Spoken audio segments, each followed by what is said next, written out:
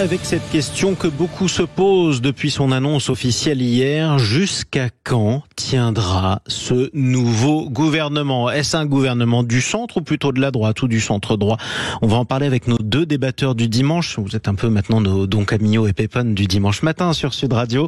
Nicolas Corato, fondateur du think tank Place de la République. Bonjour à vous Nicolas. Bonjour camarades.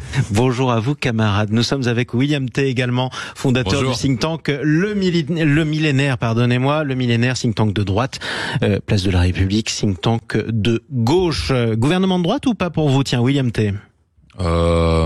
Gouvernement de centre droit, qui penche sur certaines questions plus à droite que le gouvernement précédent. Mais je pense que le problème, malheureusement, c'est que la teinture que les gens vont recevoir, c'est que finalement, c'est plutôt les macronistes qui restent au pouvoir. Et ça va aborder beaucoup de questions, notamment sur la question de la continuité de la politique qui va être menée, alors que l'arrivée au pouvoir de Michel Barnier avait donné l'impression aux gens que c'était davantage Matignon qui dirigeait que l'Élysée. Là, que ce soit l'Élysée ou que ce soit Matignon, en fait, qu'importe.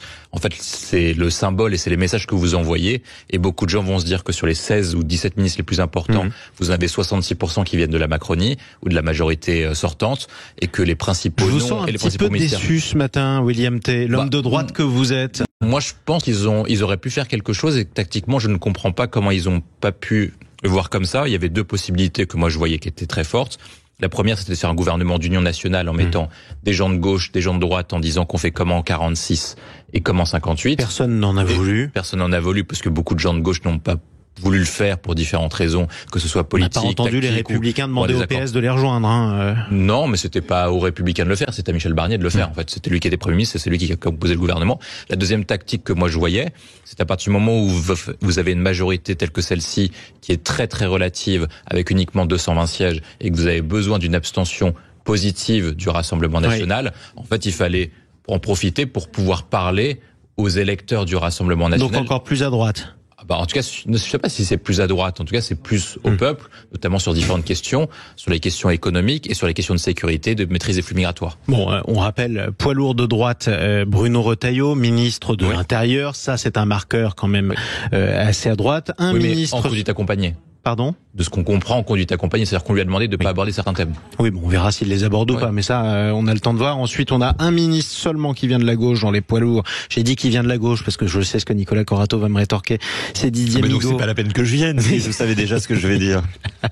C'est Didier Migaud. Effectivement, non, mais autre enseignement de ce gouvernement, c'est que manifestement beaucoup d'Irak du Parti Socialiste dans les élus locaux, les grands élus locaux ont été contactés et pas un seul n'a voulu le rejoindre. Oui, je pense qu'il faut être prudent avec ces rumeurs qu'on nous fait courir depuis l'affaire Cazeneuve, où on essaie d'inclure un narratif expliquant que c'est la gauche qui refuse d'entrer dans ce mécanisme d'union nationale. La réalité, c'est que personne à l'Élysée ni à Matignon n'a jamais voulu un gouvernement qui penche à gauche ou qui inclut des ténors de gauche. Donc il faut arrêter avec cette légende urbaine. Simplement, moi je trouve, William, que vous boudez un peu votre plaisir ce dimanche matin. Excusez-moi de vous le dire, mais quand même, vous avez un gouvernement de macronistes. Ils sont majoritaires au gouvernement. Il y a plus de ministres macronistes que LR ou que les autres formations politiques. J'ai toujours considéré que moi la politique d'Emmanuel Macron était une politique de droite. Donc c'est quand même le centre droit, plus la droite filloniste. Pardon, la droite de la Manif pour tous, qui vient s'allier avec les macronistes dans la limite de la carpe et du lapin pour mener une gouvernance. Avec la bénédiction et le soutien passif du Rassemblement national. Enfin, ça, si c'est pas un gouvernement qui penche très largement à droite, moi, je sais plus où est la droite. Enfin, un soutien passif comme la corde soutient le pendu. Parce que quand vous regardez les propos de Jordan Bardella, le président du parti, sauf que gouvernement va bientôt tomber. Michel Barnier n'aurait jamais été nommé par le président de la République s'il n'avait obtenu une forme de blanc-seing de Marine Le Pen. Ce qui veut dire qu'on n'aurait jamais eu de gouvernement, puisque de toute façon, il n'y avait pas de solution à ce stade. Ce qui veut dire que c'est au président de la République de régler la situation. Alors effectivement, l'un des porte-parole du Parti Socialiste qualifie ce gouvernement, c'est Monsieur Delaporte, je cite, de Fillon Empire. Fillon Empire, pourquoi? Parce que vous avez Bruno Retailleau à l'intérieur. Il suffit d'un ministre qui vient des Républicains pour qu'on dise que c'est un gouvernement à droite toute. Ouais, vous avez regardé le profil des ministres LR qui rentrent et leur historique, notamment par rapport à la Manif pour tous. Les ministres LR qui rentrent dans son gouvernement sont quasiment tous passés par la Manif pour tous. Ce sont des gens qui ont tous voté contre la constitutionnalisation de l'IVG. Enfin, il faut le savoir. Et moi, je me demande d'ailleurs ce que vont faire les députés macronistes qui ont défendu ces thèmes sociétaux à l'Assemblée nationale, qui se sont engagés, qui ont voté pour la PMA, qui ont voté pour la constitutionnalisation de l'IVG, et qui se retrouvent dans le même gouvernement à soutenir un gouvernement qui a voté exactement contre. Donc vraiment, quand je parle de la carpe et du lapin, c'est même plus de la combination, c'est de la...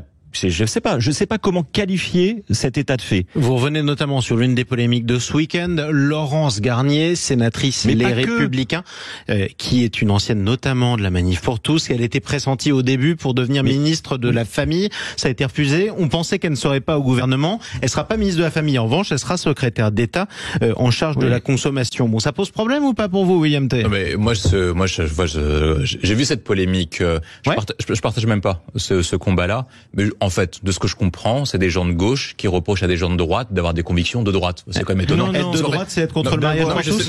D'avoir des convictions de la droite catholique identitaire, qui, y compris dans le milieu catholique, pose un certain nombre de débats et de difficultés.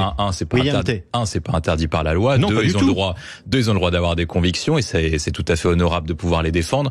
Et j'ai pas l'impression non plus qu'actuellement il y a un grand débat autour du mariage homosexuel. J'ai l'impression que c'était il y a quelques années et qu'en fait on essaie d'en faire quelques marqueurs pour pousser le président de la République, en tout cas lui donner des marqueurs de droite quand vous êtes de gauche. Mais la vérité, de mémoire, personne ne veut, dans ceux qu'on vient de citer ou en tout cas à droite, personne ne veut revenir dessus. Personne ne veut revenir sur la loi. Donc en fait, juste sur ce point-là, on reproche à des gens de droite d'avoir des convictions conservatrice, c'est pas un crime. Le deuxième point que moi je vois qui est problématique aussi, c'est qu'en fait ils en font un procès, que ce soit les macronistes de gauche ou la gauche tout court, ils reprochent à des gens de droite, en gros, d'avoir des convictions de droite. Mais quand vous faites une coalition et quand vous voulez associer des gens qui ne sont pas dans un même parti politique, c'est à peu près normal d'avoir des convictions différentes sur un ensemble de sujets. Si par cas vous rejoignez et vous prenez uniquement ceux qui ont les mêmes avis que vous, qui ont les mêmes convictions que vous, c'est pas une coalition, c'est une dilution dans le macronisme.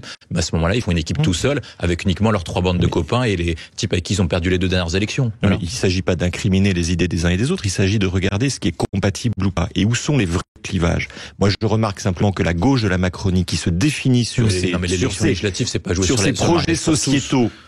sociétaux qui se définissent sur ces projets sociétaux. Je pense à Yael Braun-Pivet, qui a énormément travaillé sur la constitutionnalisation de l'IVG. J'aimerais bien savoir comment elle interprète aujourd'hui la présence de ces ministres au gouvernement. Tout comme les députés d'Ensemble pour la République qui ont travaillé sur la fin de vie et qui constatent aujourd'hui que ce sujet n'ira pas au bout. Donc très clairement, ce sont des sujets majeurs. Pardon, juste Nicolas Corato, parce que revenir sur un argument qui me paraît quand même valable de William T. pour le coup, dire que beaucoup d'hommes politiques ou de femmes politiques se positionnent sur les questions sociétales, l'interruption volontaire de grossesse, le mariage pour tous par exemple, mais pas seulement. Ça c'est un fait. En revanche, dire que les Français votent en fonction de ça, il a raison. Mais d'ailleurs, je vais vous dire, pourquoi je stigmatise cette question sociétale. C'est parce que finalement, le seul accord possible entre la carpe et le lapin, entre les macronistes et les LR qui sont rentrés, à mon avis, ça va être la question sociale. Et ça va être la question de la réduction de la dépense sociale et de la réduction des aides sociales. La question de la société française. Et donc je pense que s'opposant sur les questions sociétales, ils vont se retrouver sur un champ d'économie, en fait sur une politique d'austérité qui va toucher toutes les aides sociales. C'est globalement ce que tout le monde plus ou moins annonce ce matin. Il faut que ce soit clair et assumé.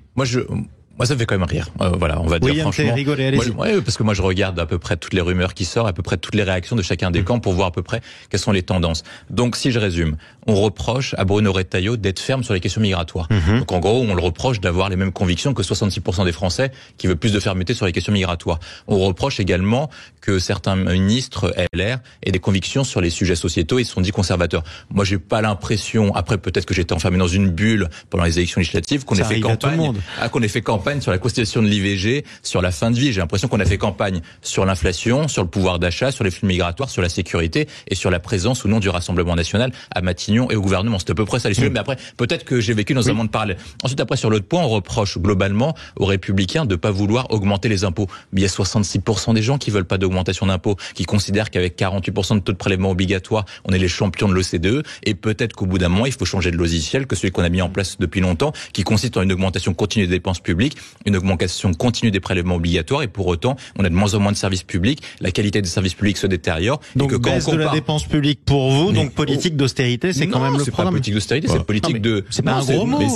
Non, c'est réforme structurelle pour faire en sorte que la France ressemble davantage à l'Allemagne avec une politique compétitive dans un monde ouvert et compétitif que dans un monde... que la France ressemble davantage à l'Allemagne. Vous êtes sûr que c'est un slogan très populaire? Je ne sais pas si c'est un slogan très populaire, mais il s'agit de décliner, je pense, une vision, parce que si par cas vous restez sur la même logique qu'on a connue depuis longtemps, on a fait exploser la dette publique, on a fait exploser les déficits publics et pour autant, il y a 10 millions de pauvres alors qu'on a 33% de dépenses sociales. Attendez Nicolas, parce que je voudrais qu'on aille en Ardèche, à Aubenas. Ah ben allons-y, j'adore Aubenas. 0826 300 300. On dit bien Aubenas d'ailleurs et pas Aubenas, n'est-ce pas Ludovic?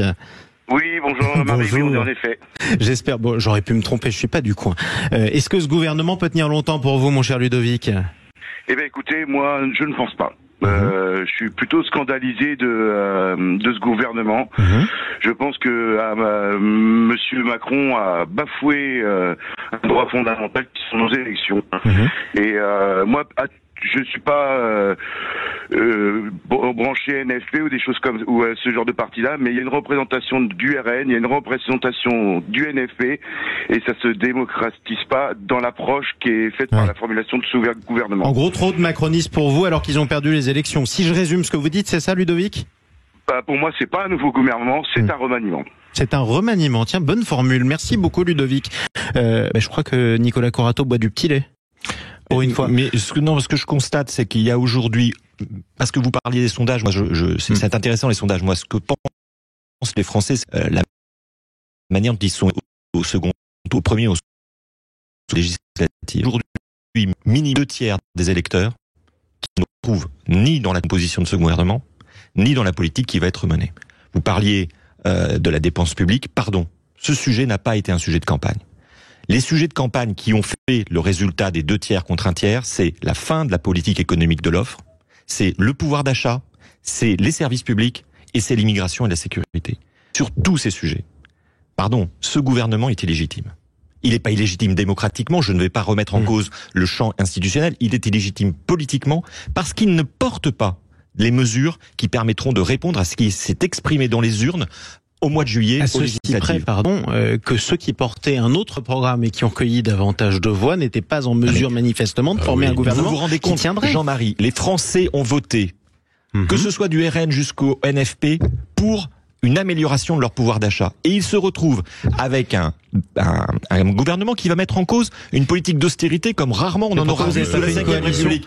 Pardon, pourquoi ne pas avoir fait une coalition RN-NFP dans ce cas-là? C'est un vrai déni démocratique. Non, mais il est temps de rétablir des faits quand même. Mais je vais illustrer par donc il y a une politique. Donc Michel Barnier va porter une politique favorable au pouvoir d'achat. Il va augmenter les salaires. Plusieurs exemples. On va illustrer par des chiffres. C'est toujours utile, les chiffres. En 1980, le PIB par tête de la France, de l'Allemagne et des États-Unis était le même, $12,000 par tête. Mais William, je vous parle des urnes. Je vous parle pas d'un discours d'expert. Vous allez me renvoyer à la réalité, mais les électeurs vous ont dit autre chose. C'est toujours pareil, parce vous ne pouvez pas dire. À chaque fois qu'on essaie, moi je vous laisse parler calmement. C'est vrai. Vous avez raison. À chaque fois que j'aborde un argument, vous êtes paniqué, vous êtes en panique. La parole est trop calme que je m'énerve. Une seule personne à la fois qu'on entende bien. Donc on reprend. Ce qui compte, c'est quand vous parlez de pouvoir d'achat, c'est le revenu disponible. En 1981, le PIB de la France, choisi cette date au hasard, bien sûr. Oui, bien sûr, c'était avant l'élection de François Mitterrand. Voilà, quand on avait encore un vrai président. Donc, en 1980, la France, l'Allemagne et les États-Unis avaient $12,000 par tête. Donc, chaque habitant, chaque Américain, chaque Allemand, chaque Français gagnait environ $12,000 par tête. En 2024, un Américain, c'est $77,000, un Allemand, c'est 56 000, et un Français, c'est 44 000. C'est-à-dire qu'un Français a été déclassé depuis l'élection de François Mitterrand par rapport à un Allemand et par rapport à un Américain. Et si on regarde la politique qui est menée en 1980 par rapport à l'Allemagne et les États-Unis, depuis 1980, l'Allemagne mène une politique qu'on appelle ordolibérale et de politique industrielle, notamment sur l'impulsion de Gerhard Schröder, un chancelier de gauche. Et les États-Unis mènent ce qu'on appelle le grand crime contre l'humanité, ce que vous dites, la politique néolibérale. Ils sont devenus beaucoup plus riches que nous et le PIB des États-Unis est devenu 2 fois supérieur à celui l'Union européenne en 10 ans. Une politique libérale. On a mené une politique socialiste et keynésienne et on s'est appauvri. Pardon, mais vous avez choisi quand même. Je rajoute quand même un point, parce qu'on parle tout le temps de la politique, il faut augmenter les dépenses. Oui. Quand De Gaulle laisse le pouvoir, on a 10% de dépenses sociales. Aujourd'hui, on a 33,5. Oui. On a 10 millions de pauvres et il y a 7 millions de Français qui dire qu'il y a des problèmes en France, on est d'accord. Vous choisissez quand même les exemples qui vous arrangent, parce que vous auriez pu comparer à l'Angleterre. Elle a eu Margaret Thatcher pendant des années, elle a tué son État-providence et malgré tout, elle n'est pas beaucoup plus riche que nous. On reviendra sur ce débat. On reviendra sur ce débat. Parce que le sujet, c'est pas ce que vous pensez, vous, William. C'est ce qu'ont voté les électeurs. On reviendra sur ce débat. Ils ont voté Rassemblement National. J'ai dit, nous reviendrons sur ce débat. La séance est suspendue. Me faites pas passer pour la présidente de l'Assemblée nationale quand même. On va essayer d'être discipliné. On va vous retrouver juste après le journal de 9h. On va faire un petit intermède sportif avec Jules Boscherini, parce qu'on est quand même sur Sud Radio, la radio du rugby. On reviendra ensuite sur ce qui manque dans ce gouvernement. À tout de suite.